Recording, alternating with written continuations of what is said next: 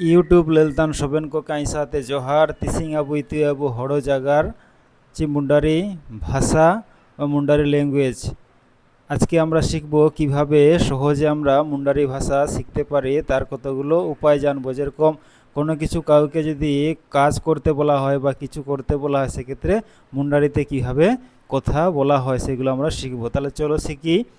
তাহলে প্রথমে আমরা দেখব, যেরকম কোনো কিছু কাউকে দিতে বলা হচ্ছে, তখন কি বলা হচ্ছে, যেরকম ওমে মে। ওম ওম মানে হচ্ছে দেওয়া কোনো কিছু।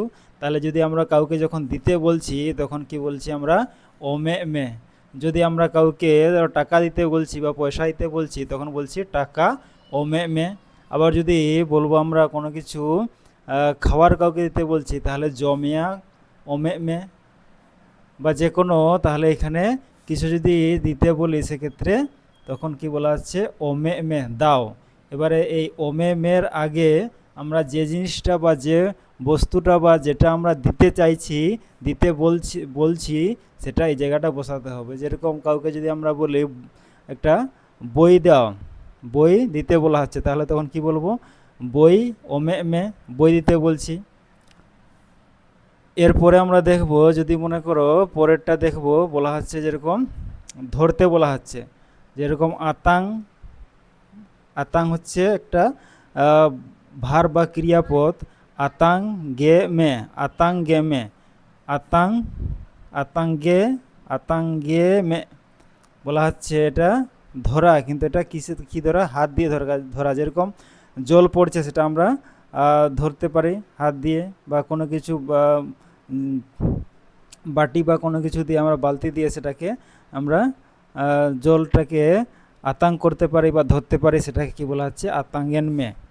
তাহলে কোনো তরল পদার্থ বা কোনো কিছু যখন, যেরকম তরল পদার্থ হতে পারে বা শস্য দানা জাতীয় কোনো ছোট ছোট পদার্থ উপর থেকে পড়ছে, তখন সেক্ষেত্রে তাকে যখন ধরা বলা হচ্ছে সেটা কি বলা হচ্ছে, আতাং গে মে।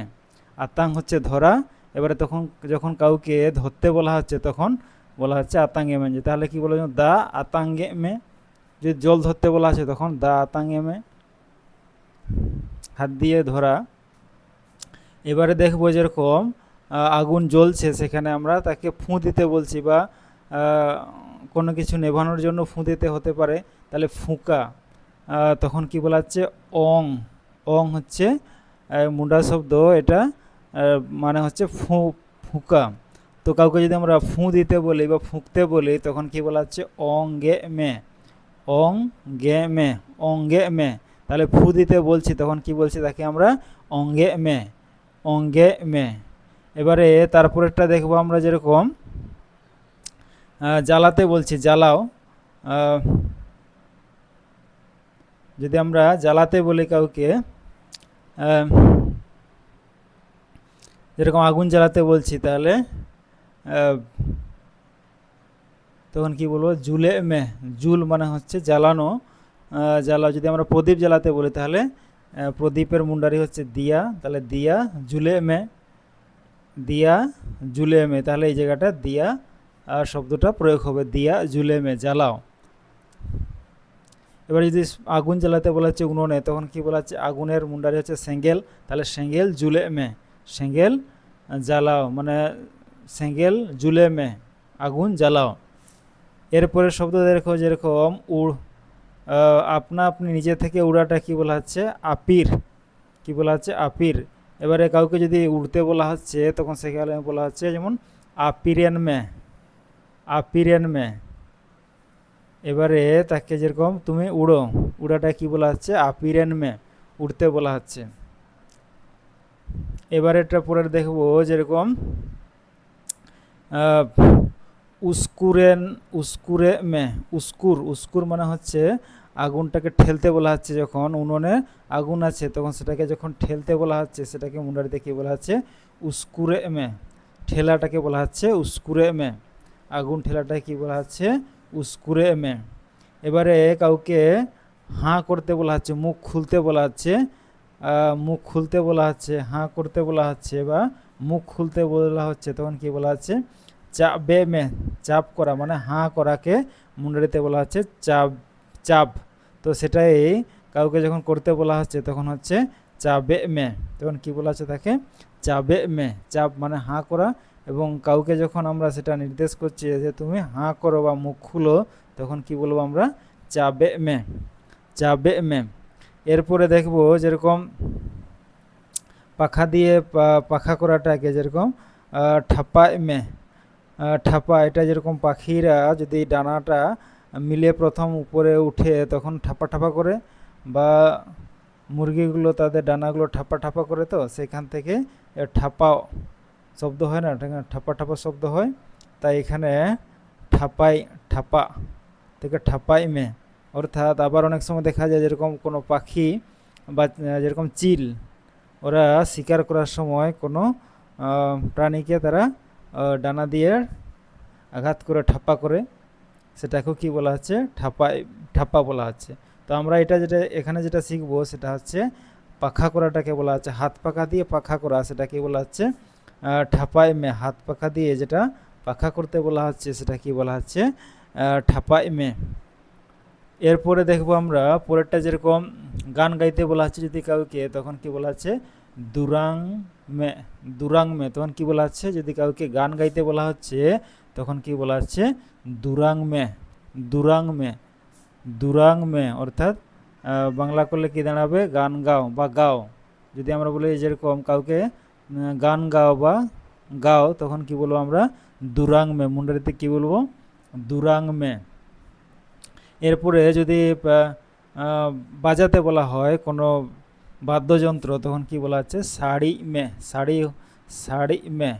তখন কি বলবো শাড়ি মে, তখন কি বলবো আমরা শাড়ি মে, তখন আমরা বলবো শাড়ি মে। যেরকম যদি মাদুল বাজাতে বলি তখন হচ্ছে মাদুলের মুন্ডারি হচ্ছে দুমাং, দুমাং শাড়ি মে।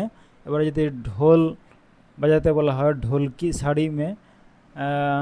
তারপরে যদি বলি আমরা নাগড়া, নাগড়া বলা হয় তখন এখানে নাগড়া শব্দটা আসবে নাগড়া শাড়ি মে, নাগড়া শাড়ি মে, নাগড়া বাজাতে বলা হচ্ছে।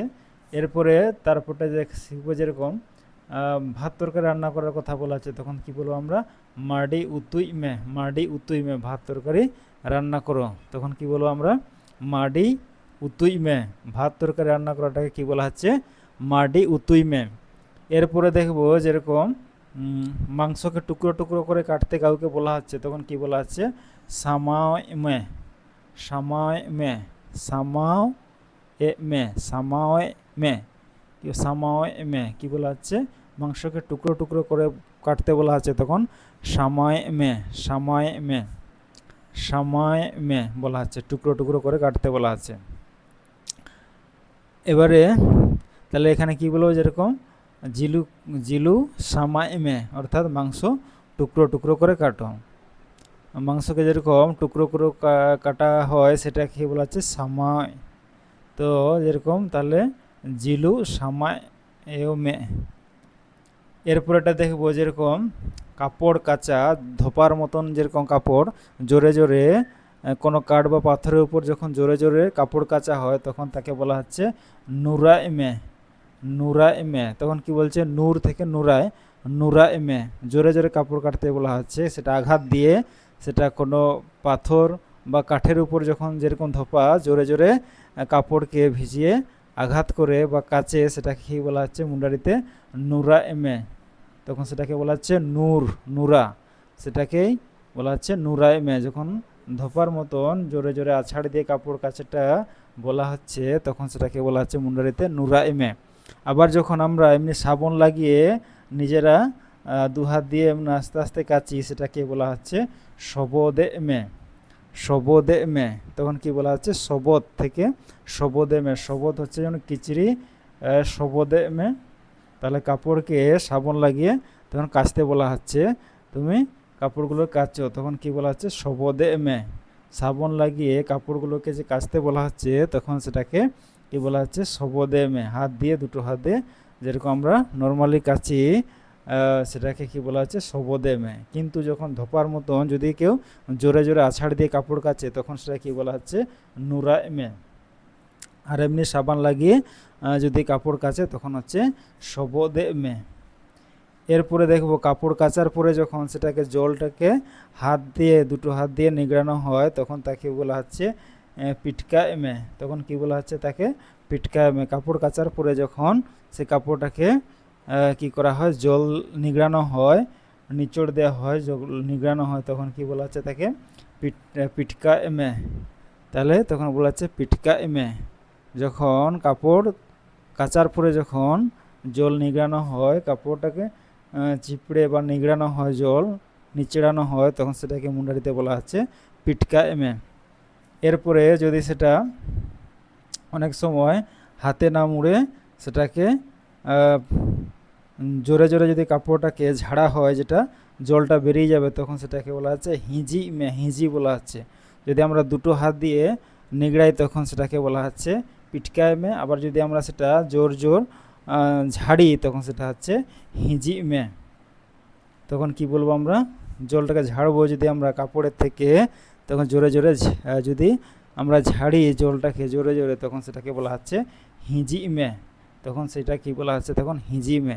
আর যদি আমরা দুটো হাত দিয়ে কাপড় থেকে জল নিগড়াই তখন হচ্ছে পিটকায় মে। আর যদি আমরা জোরে জোরে জলটাকে ঝাড়ি কাপড় থেকে, না মুচড়ে বা না নিগড়িয়ে, তখন সেটাকে বলা হচ্ছে হিঁজি মে। এই গেল আজকের মুন্ডারি ভাষা শেখার সহজ উপায়, সহজে আমরা শিখলাম।